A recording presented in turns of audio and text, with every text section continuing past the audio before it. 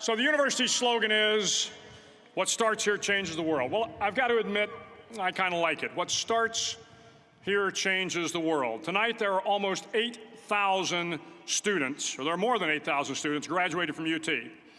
So that great paragon of analytical rigor, Ask.com, says that the average American will meet 10,000 people in their lifetime. 10,000 people, that's a lot of folks.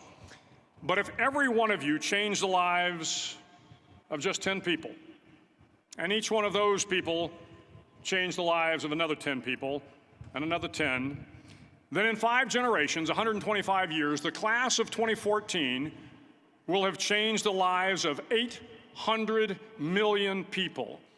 800 million people. Think about it. Over twice the population of the United States. Go one more generation, and you can change the entire population of the world, 8 billion people.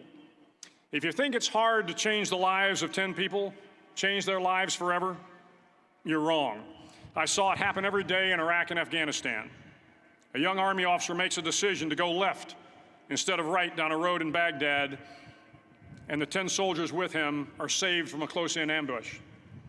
In Kandahar province, Afghanistan, a non-commissioned officer from the female engagement team senses that something isn't right and directs the infantry platoon away from a 500-pound IED, saving the lives of a dozen soldiers. But if you think about it, not only were those soldiers saved by the decisions of one person, but their children were saved, and their children's children. Generations were saved by one decision, one person. But changing the world can happen anywhere, and anyone can do it. So what starts here can indeed change the world. But the question is, what will the world look like after you change it? Well, I'm confident that it will look much, much better. But if you'll humor this old sailor for just a moment, I have a few suggestions that may help you on your way to a better world. And while these lessons were learned during my time in the military, I can assure you that it matters not whether you ever served a day in uniform. It matters not your gender, your ethnic or religious background, your orientation, or your social status. Our struggles in this world are similar, and the lessons to overcome those struggles and to move forward, changing ourselves and changing the world around us, will apply equally to all. I've been a Navy SEAL for 36 years, but it all began when I left UT for basic SEAL training in Coronado, California. Basic SEAL training is 6 months of long, torturous runs in the soft sand, midnight swims in the cold water off San Diego, obstacle courses, unending calisthenics, days without sleep, and always being cold, wet, and miserable. It is 6 months of being constantly harassed by professionally trained warriors who seek to find the weak of mind and body and eliminate them from ever becoming a Navy SEAL. But the training also seeks to find those students who can lead in an environment of constant stress, chaos, failure, and hardships. To me, basic SEAL training was a lifetime of challenges crammed into 6 months. So here are the 10 lessons I learned from basic SEAL training that hopefully will be of value to you as you move forward in life. Every morning in SEAL training, my instructors, who at the time were all Vietnam veterans, would show up in my barracks room, and the first thing they'd do was inspect my bed. If you did it right, the corners would be square, the covers would be pulled tight, the pillow centered just under the headboard, and the extra blanket folded neatly at the foot of the rack. It was a simple task, mundane at best, but every morning we were required to make our bed to perfection. It seemed a little ridiculous at the time, particularly in light of the fact that we were aspiring to be real warriors, tough, battle-hardened SEALs. But the wisdom of this simple act has been proven to me many times over. If you make your bed every morning, you will have accomplished the first task of the day. It will give you a small sense of pride, and it will encourage you to do another task, and another, and another. And by the end of the day, that one task completed will have turned into many tasks completed. Making your bed will also reinforce the fact that the little things in life matter. If you can't do the little things right, you'll never be able to do the big things right. And if by chance you have a miserable day, you will come home to a bed that is made, that you made. And a made bed gives you encouragement that tomorrow will be better. So if you want to change the world, start off by making your bed. During SEAL training, the students are all broken down into boat crews. Each crew is 7 students, 3 on each side of a small rubber boat, and 1 coxswain to help guide the dinghy. Every day, your boat crew forms up on the beach and is instructed to get through the surf zone and paddle several miles down the coast. In the winter, the surf off San Diego can get to be 8 to 10 feet high, and it is exceedingly difficult to paddle through the plunging surf unless everyone digs in. Every paddle must be synchronized to the stroke count of the coxswain. Everyone must exert equal effort, or the boat will turn against the wave and be unceremoniously dumped back on the beach. For the boat to make it to its destination, everyone must paddle. You can't change the world alone. You will need some help. And to truly get from your starting point to your destination takes friends, colleagues, the goodwill of strangers, and a strong coxswain to guide you. If you want to change the world, find someone to help you paddle. Over a few weeks of difficult training, my SEAL class, which started with 150 men, was down to just 42. There were now 6 boat crews of 7 men each. I was in the boat with the tall guys, but the best boat crew we had was made up of the little guys, the Munchkin crew, we called them. No one was over 5'5". The Munchkin boat crew had 1 American Indian, 1 African American, 1 Polish American, 1 Greek American, 1 Italian American, and 2 tough kids from the Midwest. They out-paddled, outran, and outswam all the other boat crews. The big men in the other boat crews would always make good-natured fun of the tiny little flippers the Munchkins put on their tiny little feet prior to every swim. But somehow these little guys from every corner of the nation and the world always had the last laugh, swimming faster than everyone and reaching the shore long before the rest of us. SEAL training was a great equalizer. Nothing mattered but your will to succeed, not your color, not your ethnic background, not your education, not your social status. If you want to change the world, measure a person by the size of their heart, not by the size of their flippers. Several times a week, the instructors would line up the class and do a uniform inspection. It was exceptionally thorough. Your hat had to be perfectly starched, your uniform immaculately pressed, your belt buckle shiny and void of any smudges. But it seemed that no matter how much effort you put into starching your hat or pressing your uniform or polishing your belt buckle, it just wasn't good enough. The instructors would find something wrong. For failing the uniform inspection, the student had to run, fully clothed, into the surf zone, then wet from head to toe, roll around on the beach until every part of your body was covered with sand. The effect was known as a sugar cookie. You stayed in the uniform the rest of the day, cold, wet, and sandy.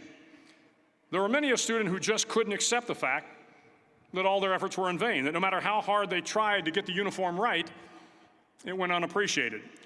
Those students didn't make it through training. Those students didn't understand the purpose of the drill. You were never going to succeed. You were never going to have a perfect uniform. The instructors weren't going to allow it. Sometimes, no matter how well you prepare or how well you perform, you still end up as a sugar cookie. It's just the way life is sometimes. If you want to change the world, get over being a sugar cookie and keep moving forward. Every day during training, you were challenged with multiple physical events: long runs, long swims, obstacle courses, hours of calisthenics, something designed to test your mettle.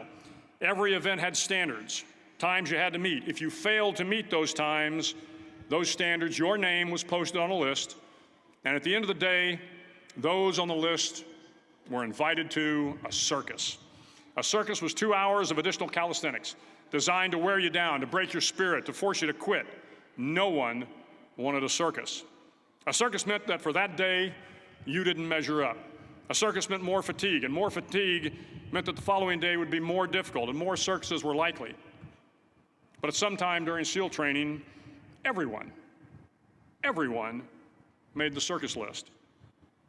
But an interesting thing happened to those who were constantly on the list. Over time, those students who did 2 hours of extra calisthenics got stronger, and stronger.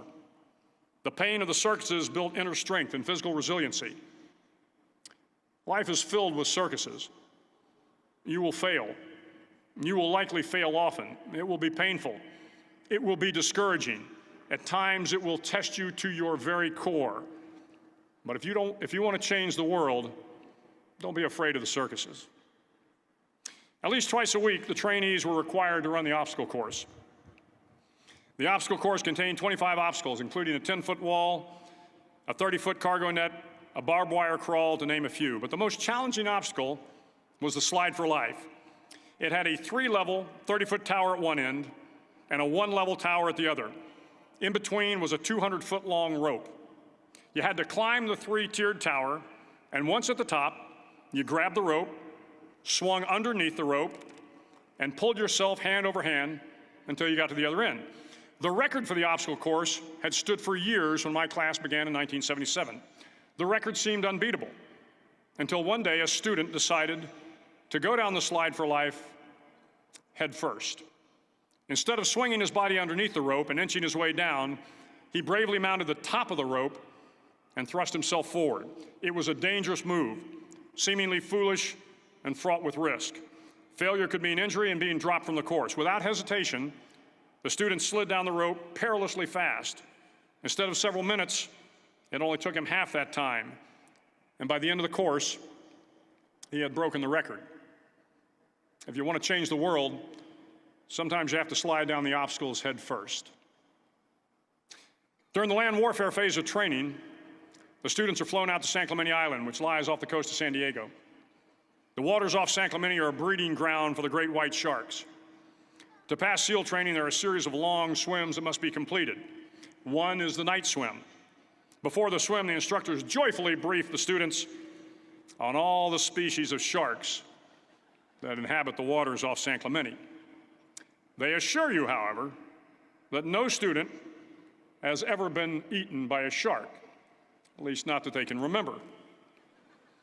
But you are also taught that if a shark begins to circle your position, stand your ground. Do not swim away. Do not act afraid. And if the shark, hungry for a midnight snack, darts towards you, then summons up all your strength and punch him in the snout, and he will turn and swim away. There are a lot of sharks in the world. If you hope to complete the swim, you will have to deal with them. So if you want to change the world, don't back down from the sharks. As Navy SEALs, one of our jobs is to conduct underwater attacks against enemy shipping. We practice this technique extensively during training. The ship attack mission is where a pair of SEAL divers is dropped off outside an enemy harbor and then swims well over 2 miles underwater, using nothing but a depth gauge and a compass to get to the target. During the entire swim, even well below the surface, there is some light that comes through. It is comforting to know that there is open water above you. But as you approach the ship, which is tied to a pier, the light begins to fade. The steel structure of the ship blocks the moonlight. It blocks the surrounding street lamps. It blocks all ambient light. To be successful in your mission, you have to swim under the ship and find the keel, the center line, and the deepest part of the ship. This is your objective. But the keel is also the darkest part of the ship, where you cannot see your hand in front of your face, where the noise from the ship's machinery is deafening, and where it gets to be easily disoriented, and you can fail. Every SEAL knows that under the keel, at that darkest moment of the mission, is a time when you need to be calm, when you must be calm, when you must be composed, when all your tactical skills, your physical power, and your inner strength must be brought to bear. If you want to change the world, you must be your very best in the darkest moments. The 9th week of training is referred to as Hell Week. It is 6 days of no sleep, constant physical and mental harassment, and one special day at the Mud Flats. The Mud Flats are an area between San Diego and Tijuana where the water runs off and creates the Tijuana Sloughs, a swampy patch of terrain where the mud will engulf you. It is on Wednesday of Hell Week let you paddle down to the mud flats and spend the next 15 hours trying to survive this freezing cold, the howling wind, and the incessant pressure to quit from the instructors. As the sun began to set that Wednesday evening, my training class, having committed some egregious infraction of the rules, was ordered into the mud. The mud consumed each man till there was nothing visible but our heads. The instructors told us we could leave the mud if only 5 men would quit. Only 5 men, just 5 men, and we could get out of the oppressive cold. Looking around the mud flat, it was apparent that some students were about to give up. It was still over 8 hours till the sun came up. 8 more hours of bone-chilling cold. The chattering teeth and the shivering moans of the trainees were so loud, it was hard to hear anything. And then one voice began to echo through the night. One voice raised in song. The song was terribly out of tune, but sung with great enthusiasm. One voice became 2, and 2 became 3, and before long, everyone in the class was singing. The instructors threatened us with more time in the mud if we kept up the singing, but the singing persisted. And somehow the mud seemed a little warmer, and the wind a little tamer, and the dawn not so far away. If I have learned anything in my time traveling the world, it is the power of hope. The power of one person, a Washington, a Lincoln, King, Mandela, and even a young girl from Pakistan, Malala. One person can change the world by giving people hope. So if you want to change the world, start singing when you're up to your neck in mud. Finally, in SEAL training, there's a bell. A brass bell that hangs in the center of the compound for all the students to see. All you have to do to quit is ring the bell. Ring the bell, and you no longer have to wake up at 5 o'clock. Ring the bell, and you no longer have to be in the freezing cold swims. Ring the bell, and you no longer have to do the runs, the obstacle course, the PT, and you no longer have to endure the hardships of training. All you have to do is ring the bell to get out. If you want to change the world, don't ever, ever ring the bell. To the class of 2014, you are moments away from graduating, moments away from beginning your journey through life, moments away from starting to change the world for the better. It will not be easy, but you are the class of 2014, the class that can affect the lives of 800 million people in the next century. Start each day with a task completed. Find someone to help you through life. Respect everyone. Know that life is not fair and that you will fail often. But if you take some risks, step up when the times are the toughest, face down the bullies, lift up the downtrodden, and never, ever give up. If you do these things, the next generation and the generations that follow will live in a world far better than the one we have today. And what started here will indeed have changed the world for the better. Thank you very much. Hook 'em horns.